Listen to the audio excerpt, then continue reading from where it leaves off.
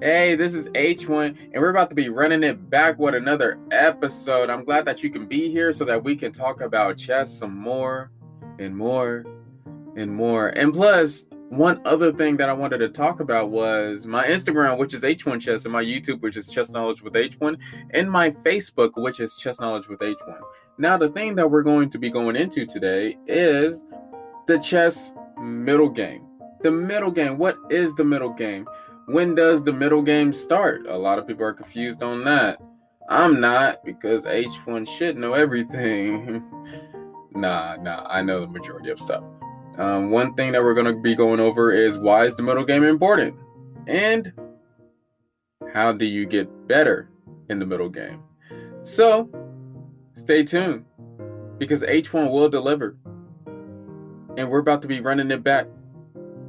We're about to be running it back with another episode. Okay, I'm going to be seeing you in the next segment. Peace.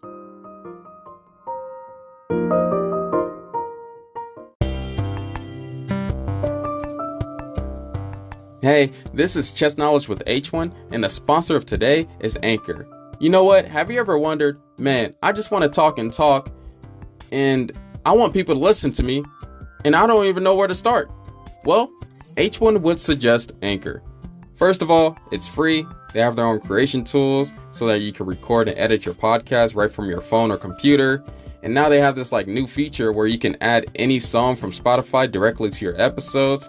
And plus, one of my favorite features, Anchor will distribute your podcast for you so you can hear yourself on Spotify or Apple Podcasts or many more stations.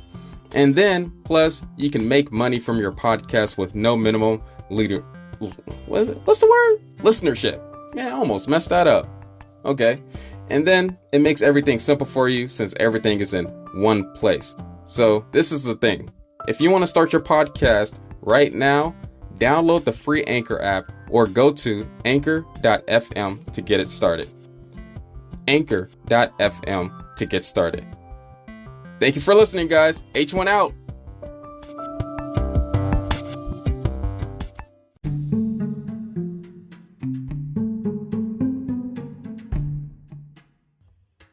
Now, we're here with H1, and H1 will be talking about what is the middle game. What is the middle game, H1? Well, the middle game is, in chess, the portion of the game between the opening and the end game.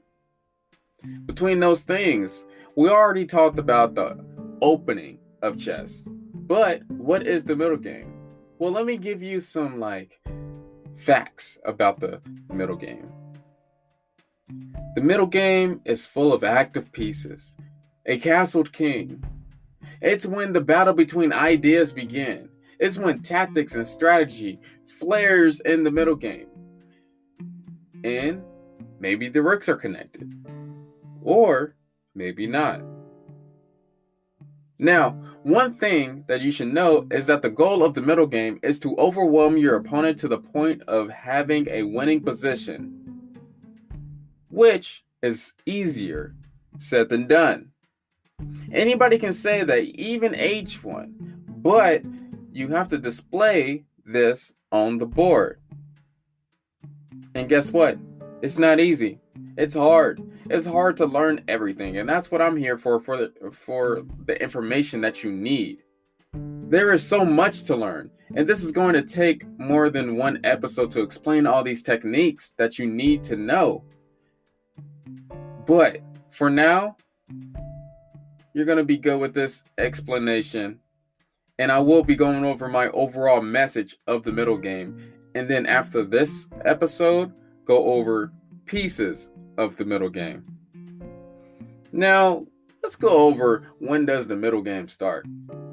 As H1, let me tell you something. As growing up in the hood, I thought that the middle game started when the rooks were connected, or when all my pieces were active.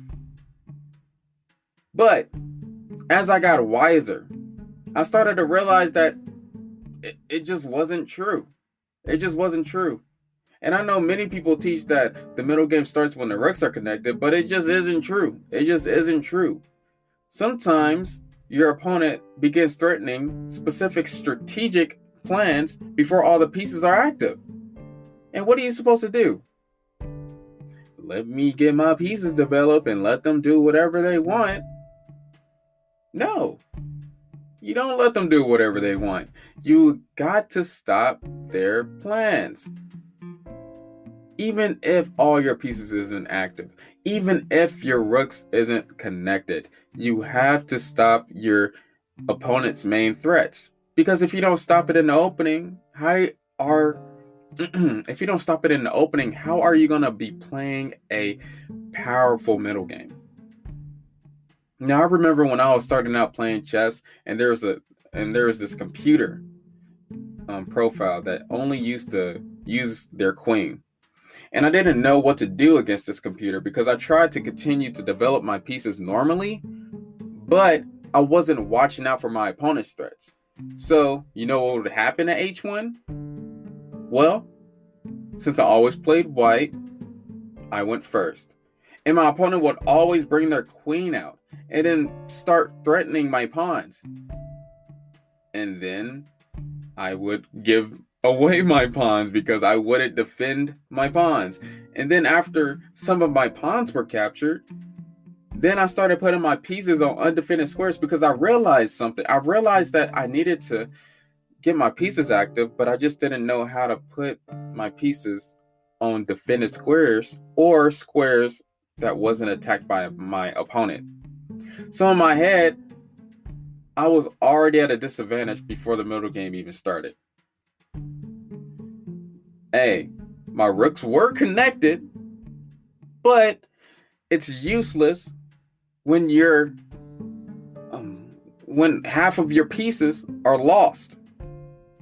So as I got better as a chess player, I learned that if my opponent wants to use one piece, then all I have to do is develop my pieces on safe squares, get my king castle, and then start a perfect attack with 4 or 5 pieces before the rooks are connected. Because with 4 or 5 pieces, that's more than one piece, so I should be able to win very early on in the game. It should be just straightforward, a straightforward win. Another thing I heard was that sometimes the middle game starts after the 12th move, which isn't true at all. Not at all. You can get all your pieces developed before the 12th move, or at the 12th move, but it can happen way later. If you don't think so, then you haven't studied the Ruy Lopez yet. The Ruy Lopez goes down so many moves, more than 20, without even trading one single piece. Isn't that crazy? So if you put a concept like that, and then you trap yourself behind that concept, then you're basically withholding your creativity possibilities. So, this is what you got to do. You got to be certain to look for critical moments that might even happen at move 17 or at move 7. And you have to be prepared to switch to middle game mode. Here's the deal. Nobody can predict when the middle game starts. So, I'm going to give you 3 ways to figure out if the middle game has started. And these are the 3 questions that I have in my book right now for you to know when the middle game has started. Here we go. Question 1. Are all the pieces mostly developed, including are the kings safe? Is your opponent threatening a plan that needs to be stopped? Are you executing a plan to attack or threaten your opponent? Let me say them one more time. Are all the pieces mostly developed, including is your king safe? I didn't think I said that the first time, right? Hey, you get what I'm trying to say. The second question. Is your opponent threatening a plan that needs to be stopped? Third, are you executing a plan to attack or threaten your opponent? If these are yes, and you got an idea on some of these questions, if you can answer these, if any of these are yes, then the middle game probably have started. And I just hope that you're ready to get the party started.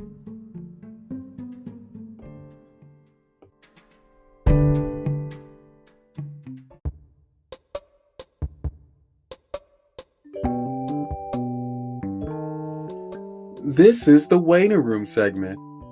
Chess jokes by H1.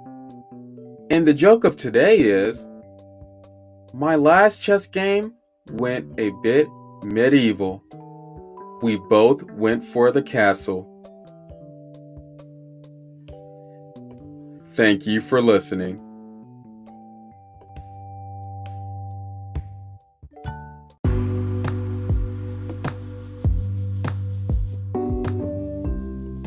Well, it is time to get down to business, and I'm going to be talking about why is the middle game important? Why is the middle game important in chess? Can you just study up in the opening and just skip the middle game and then just study up in the end game? Can we just skip the middle game altogether and just be ourselves and hate the middle game altogether? No, you cannot do that because it's unreasonable. It's illogical. I've explained before in my episode Opening Principles that usually it's best to have a good opening to be able to battle your opponent in the middle game. So that kind of goes into this middle game, that in order for you to have good chances in the end game, you have to play a good middle game. Yes, sir. Yes, sir. You have to play a good middle game. There's no option. And I mean a good middle game. A good middle game where you are not lost or you have no losing chances by your opponent because you missed a tactic, or you put your piece on a square that is undefended and your opponent took it, you know what I mean? Or you can't be going to the end game down a knight. How are you gonna go down a knight because you gave away your knight because your opponent is a good player? You know, here's the thing. The middle game is important. And if you treat it like trash, then the middle game is going to give you trash. But if you treat it like treasure, then you will get treasure out of the middle game. Okay? Do you feel me? I hope you feel me. This is the moment to prove to your opponent that you are a contender. This is where all of your tactics and strategy knowledge comes into play, because the opening is just for developing your pieces and making sure that you trip your opponent up and blah, blah, blah, blah, blah. I already talked about it. The middle game is where the real party happens. It's where the tactics and strategy and your ideas clash together. And then you get to see whose ideas are better. And plus, in some openings, out of the variation, you form something out of nothing, or you form something that you prepared a while back and you display it, and maybe it works or it doesn't. You get to figure that thing out. Isn't that just great that the middle game is like that? The middle game makes you see who's better at chess, and it doesn't lie to you. Maybe you're better than your opponent 80% of the time in chess.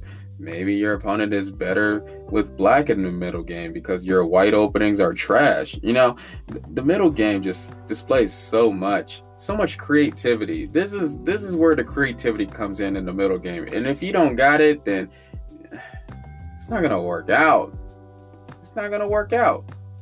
The middle game determines who has the better ideas and greater determination. I just said that.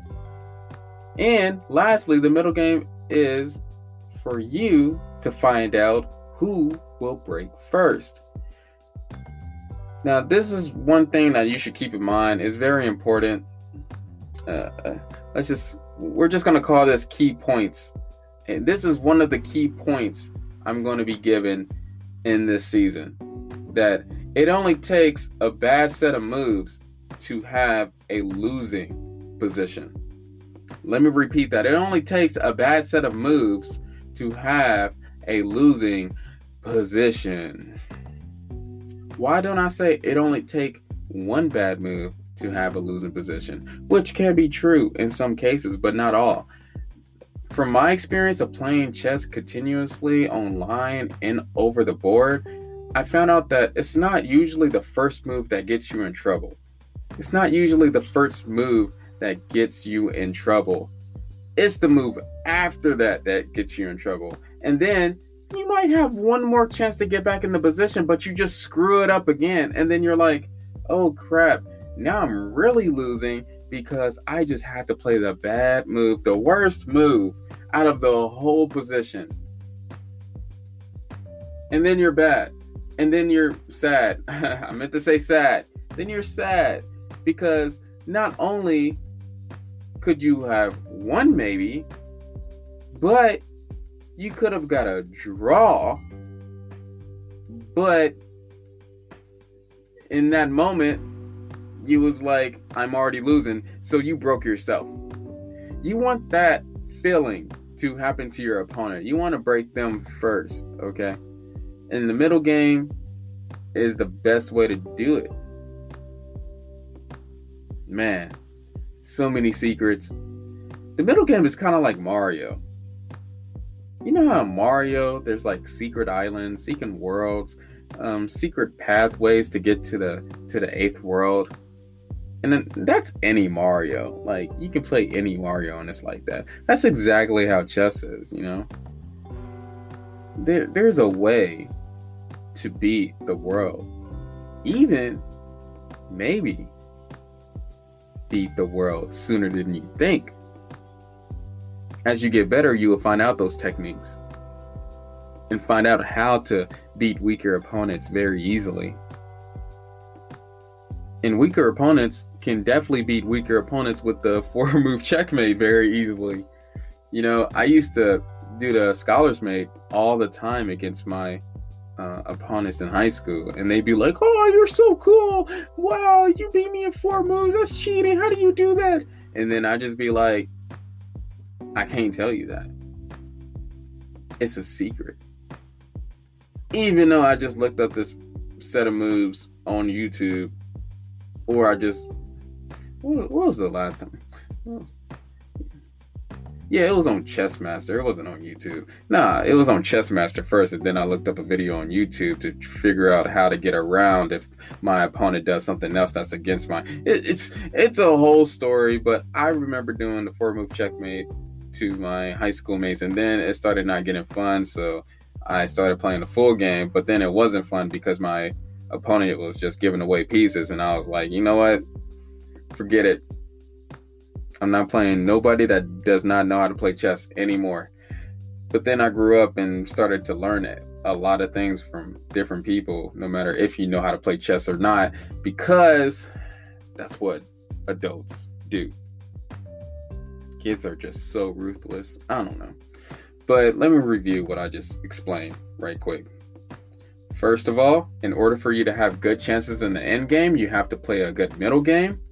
Secondly, the middle game is for you to prove that you are a contender to your opponent. Tactics and strategy knowledge comes into play in the middle game. And lastly, the middle game is good for you to find out who will break first, who will mess up, who will get that blunder, that inaccuracy. Yes, that's what you're feeding into to find, to win, like H1. Oh, man.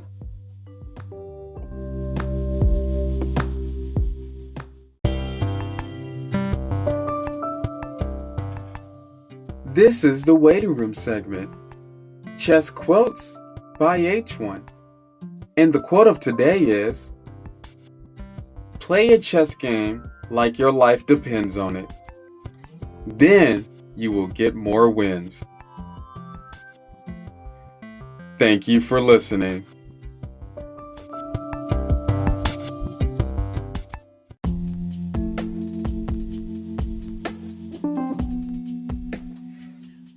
Hey, so I just wanted to get back to business one more time, if that was okay with you, and just talk about how do you get better in the middle game. How do you get better in the middle game? Well, first of all, Grandmaster games is the best way to get better in the middle game. Now, I mentioned this in the openings before, First of all, you learn opening ideas from these Grandmaster games, and then you look at those same Grandmaster games and learn the ideas that they have after the opening. You learn the ideas after the opening, and there are a whole bunch of Grandmaster games from openings that you have already played. You just need to learn them, cycle them in your head, and remember them to your own games so that you can play with your own games. And once you do that, you're on fleek. You're Gucci.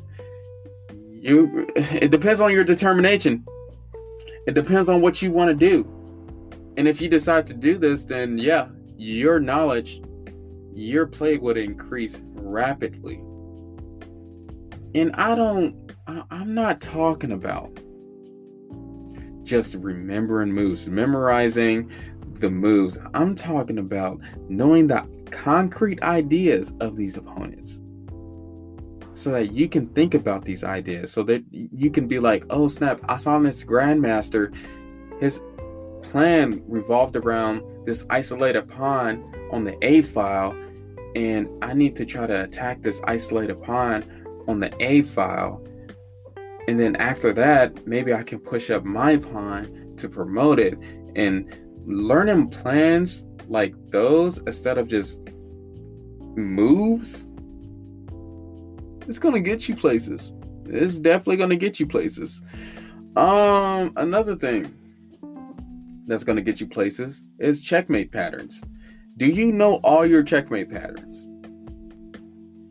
Do you know all of your checkmate patterns? I don't know if you do. If you know all these, then hey, you're doing something right. Back rank checkmate, Morphe's mate, smothered mate, Blackborn's mate. There is a whole bunch of mates. I think there's specifically 28. I might be wrong, so don't quote me on that. Don't do that. Don't quote me on that. I should have looked it up before this. I know. Don't be like that. This is the exact same person that invested in Dogecoin.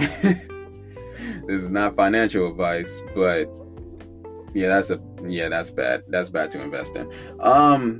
But learning about checkmate patterns will get you places for real.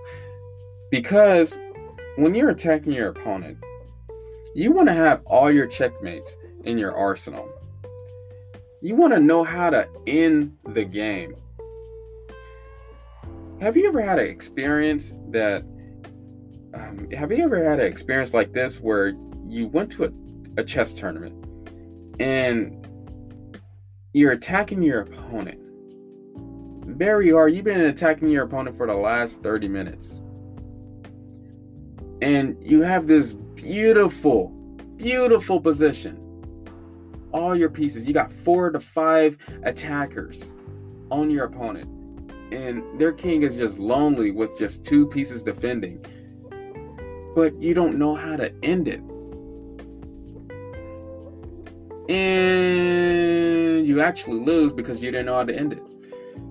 But then you go back home, look at the game, and figure out, like, why didn't I win? What happened? What happened? What's going on?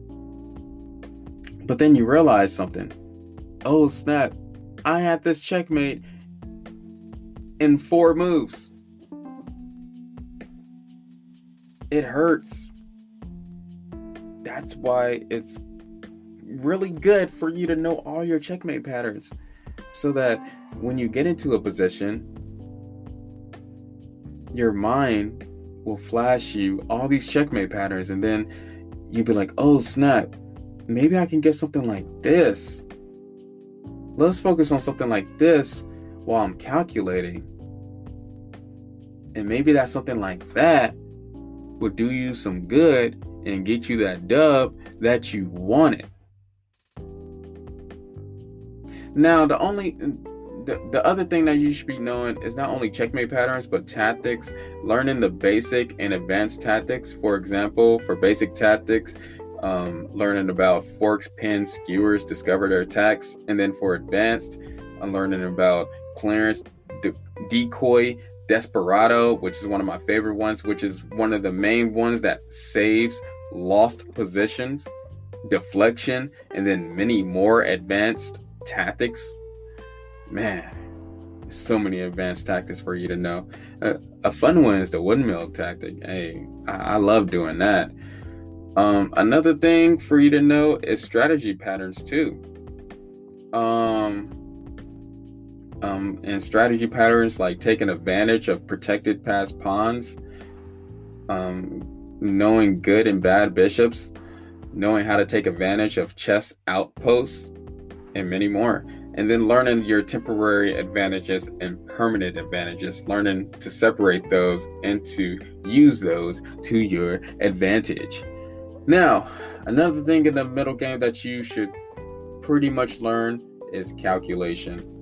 Calculation. And I went over this before, but learning the thought process when figuring out the best move is key to chess. It's how you decipher things without having a mentor. It's how you decipher things without having that dang chess engine behind your head spitting out moves that you would have never thought of. But with this thought process that I talked about many other times before, you should be able to figure out the best move of the position. And a few more things, just giving you some tips, general tips on the middle game. Activity will be key in every phase of the game.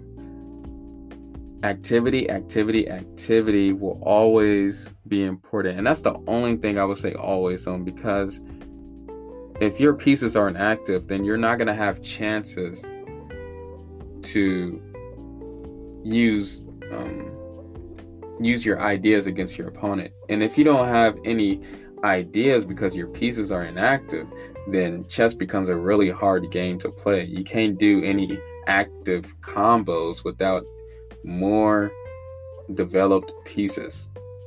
And one last thing that I wanted to put into this that I thought of on the spot was dealing with worse positions, learning what to do in cramped positions, or if you're down in exchange, or learning how to depend like your life. And I said that wrong. And learning how to play chess like your life depends on it is key too.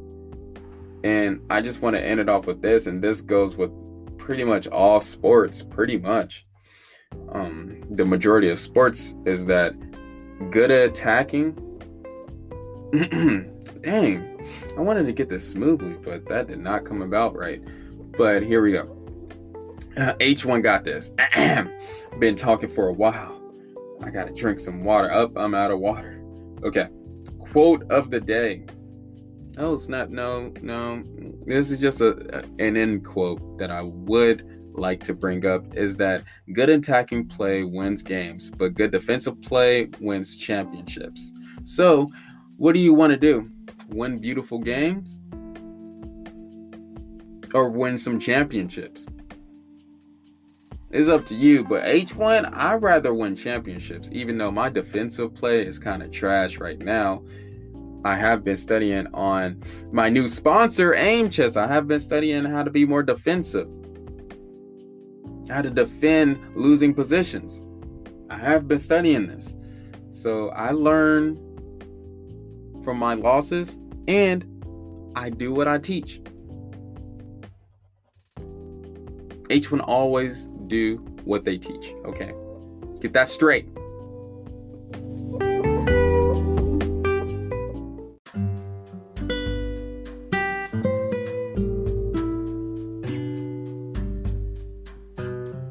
Wow, H1. Wow. Man, dude, how you gonna be like this? How you just gonna end it like this? You didn't give me enough information about the middle game. Bro, you need to go back into it right now. Well, first of all, H1 would like to say I did give you enough information for now. And second of all, I would just like to say that I will be talking more about the middle game, like, I don't know, the next couple weeks maybe. Oh man. Thank you for all of you who is following me. Thank you for all those who follow and stay notified about the next episode that comes out. This 4th season is going to be dope. I'm excited about the next topics that I'm going to be delivering. And you know what? I love all y'all. H1 loves all y'all, girl. I don't just say that word out of random. I say it because it means something to me. Just how my wife loves it when I say it to her. Because, man, I do love her too. And I love my daughter. Man, I love everything. I mean, I love those separately because, that's my wife and my daughter. But, you know what I'm talking about. H1, I do this. Not only do H1 do this, but sometimes he don't do it. And that means that I need encouragement sometimes because this business has been tough. We've been going on for a while, and I finally feel like that I'm gonna do this forever. Not that I didn't feel like this before, because it was just a fun habit to get into before, but in these recent months, in these recent weeks, I'm starting to feel like, wow, I'm getting that. I like doing this. I like talking to people. So I do want to do more interviews with different people. If you hear different people on the podcast, hey, I'm doing my thing. I want to get some big names on here. Hopefully someday, if you stick around, it's going to happen. Don't worry about it. And not only that, but I'm going to get more sponsors too, just like Aim Chess. Maybe I can get a mic sponsor. I don't know. I just want to build this business into the beautiful thing that I want to build it to. And plus, I want to build my YouTube channel to the beautiful thing that I want to build it to too. That seemed weird to say. And I want to get my YouTube to 1,000 subscribers. That's always going to be my ultimate goal, to do that and to build this podcast up too. You can help out with that if you want to by subscribing to the YouTube channel, following my Instagram, sharing, and that's pretty much it. Mostly that last one, because sharing is caring. Yeah, let's run it back next time. Let's get to it. I'll see you soon. Peace.